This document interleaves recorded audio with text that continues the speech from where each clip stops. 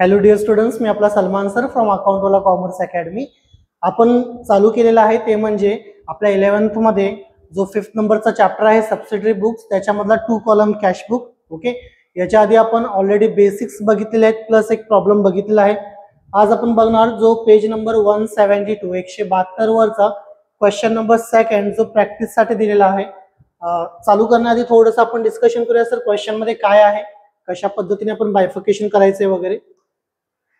तर मित्रांनो, तुम्हाला एक्झाम देताना किंवा जेव्हा तुमच्या समोर क्वेश्चन पेपर येणार तेव्हा तुम्हाला हे करणे फार महत्त्वाचं आहे, जे आता आपण करणार आहोत. सर, कॅश इन हँड आहे, कॅश ॲट बँक आहे. ओके, बँकचा बॅलन्स हा निगेटिव्ह पण असतो, कधी कधी क्रेडिट पण, असं काहीच नाही म्हटलं सर. कॅश आणि बँक दोन्ही पण असेट आहेत, रिसिट साइडला येणार आहे. ओके, कॅशचा बॅलन्स कॅश कॉलम मध्ये जाईल, बँकचा बॅलन्स बँक कॉलम मध्ये जाणार. एक्झाम मध्ये जेव्हा तुमच्या समोर पेपर येईल पेन्सिल अशा पद्धतीने आयडेंटिफाय करणे फार गरजेचं होऊन जाईल. Sir, purchase goods for cash, माल खरेदी केलाय सर, पैसे गेले म्हणजे पेमेंट असणार. ओके, फॉर कॅश आहे म्हणजे कॅश कॉलम मध्ये जाणार.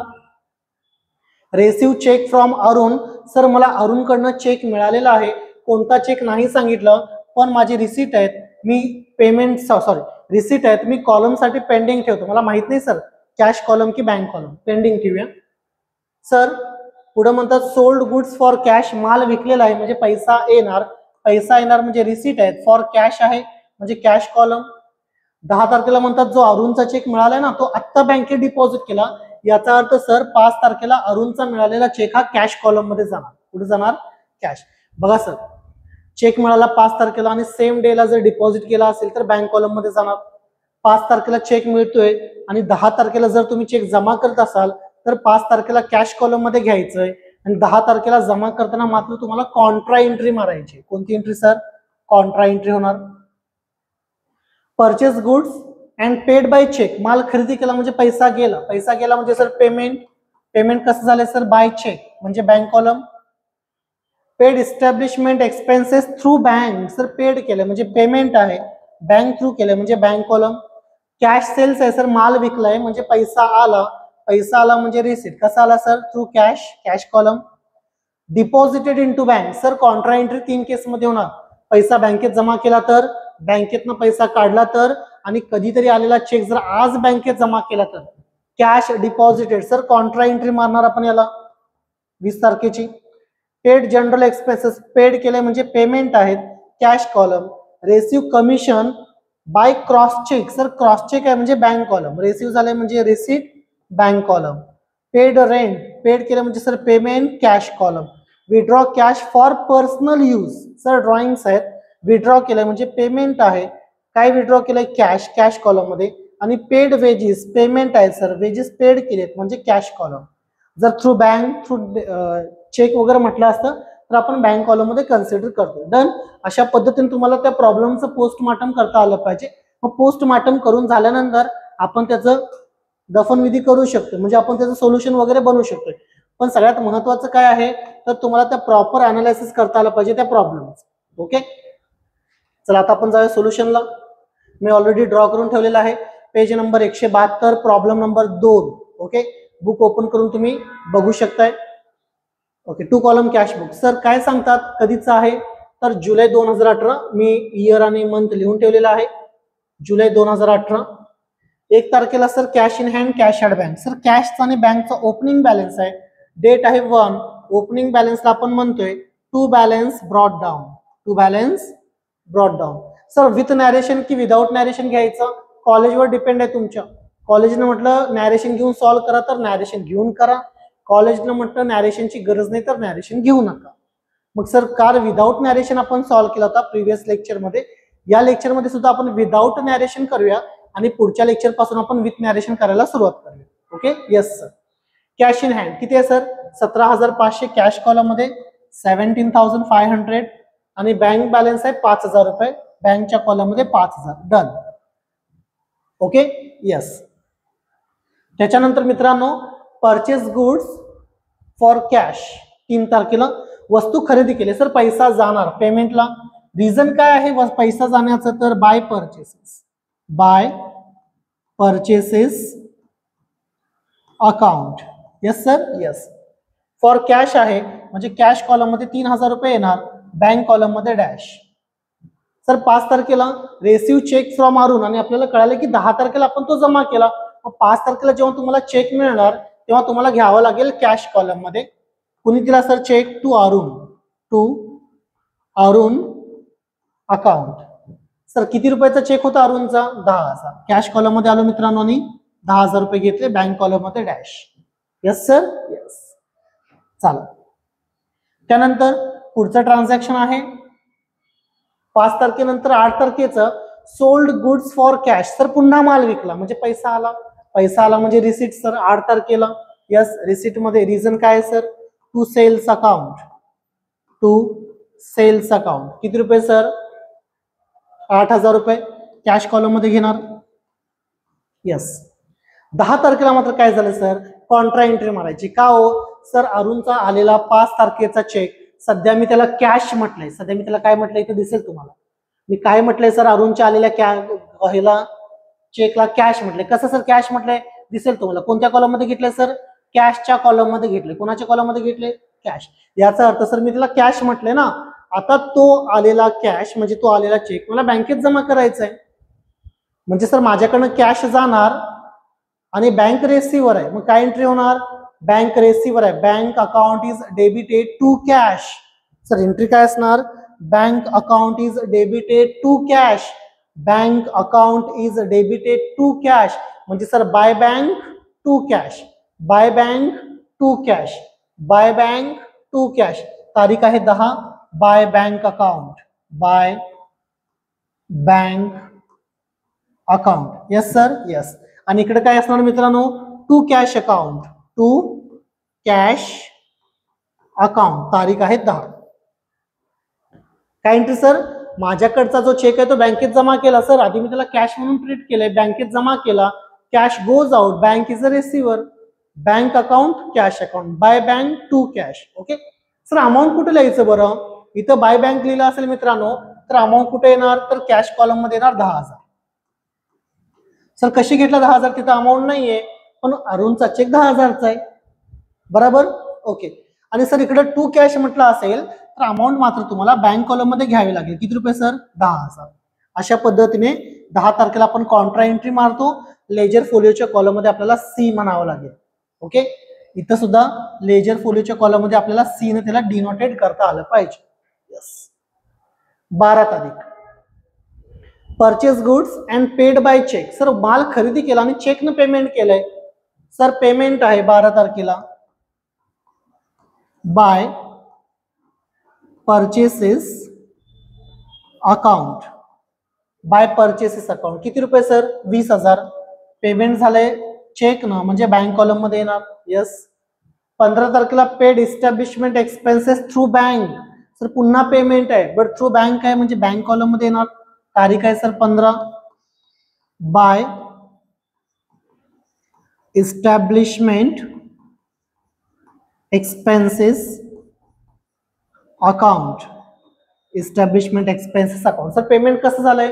थ्रू बँक झालंय 1000. ओके. बँक कॉलम मध्ये 1000 येतील, कॅश कॉलम मध्ये कोणतीही अमाऊंट येणार नाही. आपण विदाउट नॅरेशन चालू केलंय सध्या. ओके. नॅरेशन असतं तर आपण नॅरेशन घेतलं असतं. सर 15 तारखेनंतर 18 तारखेला पुन्हा म्हणतात कॅश सेल्स, माल विकला म्हणजे पैसा येणार. सर पैसा येणार म्हणजे रिसिट. तारीख आहे 18. रिझन आहे त्याचं sales, to sales account, to sales account. किती रुपयाचा माल विकला सर 18 तारखेला? 7,000. कॅश कॉलम मध्ये 7,000 घेतले, बँक कॉलम मध्ये डॅश. Done sir. 18 नंतर मित्रांनो 20 तारखेला डिपॉझिटेड इनटू बँक. सर बँकेत डिपॉझिट केला म्हणजे 20 तारखेला कॉन्ट्रा एंट्री मारणार आपण. दोन्ही ठिकाणी येणार सर कॉन्ट्रा एंट्री म्हणजे काय म्हणतात सर? बँकेमध्ये पेड केलं किंवा बँकेमध्ये डिपॉझिट केलं म्हणजे माझा माल उचलला, माझे पैसे उचलले, बँकेत जमा केले, बँक रेसिव्हर आणि कॅश गोज आउट. काय एंट्री बनणार sir? Bank account is debited to cash, by bank to cash, by bank to cash. Sir by bank, by bank, by bank account. आणि इकडे काय असणार मित्रांनो? To cash account, to cash account. Sir to cash असेल तर bank column मध्ये amount जाणार. किती रुपये आहे बरं? 10,000. टू कॅश असेल तर बँक कॉलम मध्ये 10,000. आणि सर इकडे बाय बँक म्हटलं असेल तर कॅश कॉलम मध्ये 10,000. सिंपल आहे, आपण विरुद्ध कॉलम मध्ये लिहितोय. आणि कॉन्ट्रा एंट्री असेल तर लेजर फोलिओच्या कॉलम मध्ये आपल्याला सी म्हणावं लागेल. लेजर फोलिओच्या कॉलम मध्ये आपल्याला सी म्हणावं लागेल कॉन्ट्रासाठी. Yes sir. 24 तारखेला काय घडलं, पेड जनरल एक्सपेन्सेस. ओके, कसे नाही सांगितले म्हणजे cash bye general expenses account. General expenses account. Sir किती रुपये पेड केलं general expenses? 500. Yes 500. Bank column मध्ये आले 500, सॉरी कॅश कॉलम मध्ये आले 500, बँक कॉलम मध्ये डॅश. 24 नंतर मित्रांनो 27 तारखेला receive commission by cross cheque. Sir cross cheque मिळाला, तारीख आहे 27. कमिशन मिळालं, इन्कम आहे सर रिसिट मध्ये to commission account. To commission account. Okay sir. Cheque मिळाला, क्रॉस चेक आहे म्हणजे बँक कॉलम मध्ये जाणार, विचारच नाही करायचं याचा. 6,000 रुपीज बँक कॉलम मध्ये. देन सर 29 तारखेला रेंट पेड केले. मी नेक्स्ट पेज वर घेतो. सर रेंट पेड केलेला आहे, तारीख आहे 29 बाय रेंट अकाउंट पेमेंट मध्ये जाणार. Okay sir. पहिला कॉलम आहे आपला कॅश वाला म्हणजे कॅश कॉलम मध्ये जाणार 2,000, बँक कॉलम मध्ये आपण करणार dash. Then sir withdraw cash for personal use. बँकेत नाही विड्रॉ केले, फक्त कॅश विड्रॉ केलाय. पेमेंट आहे सर 30 तारखेला, ज्याला आपण ड्रॉइंग्स म्हणतोय, drawings by drawings account. By drawings account sorry 1200 रुपये. कॅश कॉलम मध्ये इफेक्ट झाला, बँक कॉलम मध्ये आपण डॅश करतोय, काही इफेक्ट होणार नाही. आणि सर शेवटी आहे वेजेस पेड केलेले आहेत म्हणजे हा पण खर्च आहे, पेमेंट मध्ये जाणार by wages account. By wages account. Sir किती पेड केलं वेजेस? 6,000 रुपये कॅश कॉलम मध्ये, बँक कॉलम मध्ये मात्र डॅश. Yes sir. सगळे ट्रान्झॅक्शन आपण ट्रान्सफर केलेले आहेत, आपल्याला इथे टोटल करावी लागेल. 1-2 लाईन सोडून सेम लाईनला इथं सुद्धा आपण टोटल घेतो. ओके, आपल्याला कॅल्क्युलेटर अलाउड नाहीये. ओके, पण लवकरात लवकर लेक्चर संपवायचं आहे त्यामुळे मी कॅल्सी यूज करतो इथं, म्हणजे ॲक्युरसी थोडी सुद्धा राहिली पाहिजे. Okay sir. आधी कॅश कॉलमची टोटल बघितलं तर आपल्याला कळेल 17,500 आणि 10 27,500 प्लस 8 आणि 7 15,000, 42,500 इकडे आहेत. या साईडला नाहीये सर, म्हणजे टोटल आहे 42,500. सर कॅशचं नेहमी डेबिट साईड मोठी असेल हे लक्षात ठेवा. पेमेंटचा जर विचार केला मित्रांनो कॅश कॉलम मध्ये तर 3 आणि 10 13,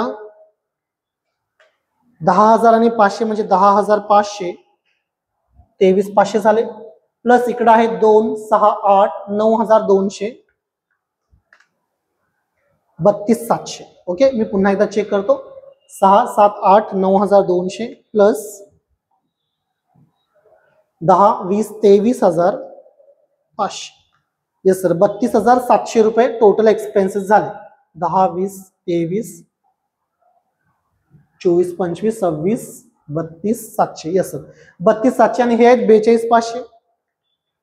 सर गॅप आला 9,800. 9,800 रुपयेचा गॅप आला कॅश कॉलम मध्ये. टोटल आहे 42,500. डन. आता आपण मित्रांनो घ्यायचंय बँक कॉलम. बँक कॉलमचा विचार केला तर 5 10 20 25 31,000. 31,000 रिसीट साईडला आहेत, इकडे काही नाही दिलेलं. 31,000. ओके, पेमेंट साईडचा विचार करूया थोडा आपण. 31,000 आय थिंक 31,000च मोठा असणार आहे. 31,000 सेम टोटल 31,000 आणि इथं गॅप येणार. सर किती गॅप येणार? तर पेमेंट साईड मध्ये 20 आणि 1 21,000 रुपये आहे. इकडे काहीच नाही सर. 31 मधून 21,000 मायनस केले, गॅप आला 10,000. 10,000चा गॅप आला. हा असणार तुमचा closing balance by balance carried down. By balance carried down. Sir किती आहे बाय बॅलन्स कॅरेड डाऊन? तर कॅशचा आहे 9,800 आणि बँकचा आहे 10,000 रुपये. त्याला नेक्स्ट मंथ, कोणता मंथ होता? I think July. Yes July. Sir ऑगस्टला ट्रान्सफर करणार आपण इकडं ऑगस्टच्या 1 तारखेला. To balance brought down. Cash साठी असणार तो 9,800 रुपये आणि बँक साठी असणार आहे तो 10,000 रुपये. अशा पद्धतीने मित्रांनो हा 10 मार्क साठी तुम्हाला सेक्शन असणार आहे, तो म्हणजे 2 कॉलम कॅश बुक. पूर्ण व्हिडिओ A to Z बघा, तुमची प्रत्येक कन्सेप्ट क्लिअर करून घ्या. कॉन्ट्रा एंट्री समजली नसेल तर मला मेसेज करा किंवा कमेंट करा. ओके, तुमचं ते काय जे डाऊट असेल ते काय केले जातील, सॉल्व्ह करण्याचा प्रयत्न केला जाईल. ओके, चॅनलवर नवीन असाल तर सबस्क्राईब करा, व्हिडिओला लाईक करा आणि व्हिडिओ तुमच्या बाकीच्या फ्रेंड्सना नक्की शेअर करा. तुम्ही स्क्रीनशॉट घेऊ शकता. धन्यवाद.